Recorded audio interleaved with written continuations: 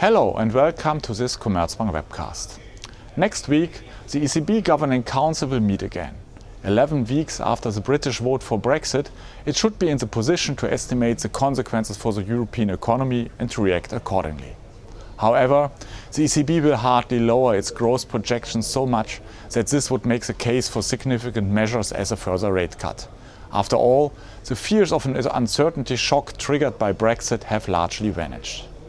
But nevertheless, it could still be an interesting meeting. Given that the core inflation rate remains below 1% and the trend for market-based inflation expectations is still downwards, the ECB is unlikely to end its bond buying program already in March. And at some point of time, it will have to announce officially this extension. We believe that the meeting next week is a hot candidate for this. In this case, the ECB would probably also have to adjust the parameters of its bond purchasing program, as it would otherwise only be a matter of time before the Bundesbank runs into serious difficulties to purchase the assets on the scale planned.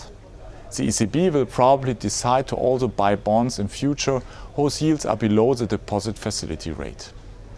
For the Federal Reserve too, the next meeting is approaching and the hawks and the FOMC have been making louder noises again in favor of a rate hike lately.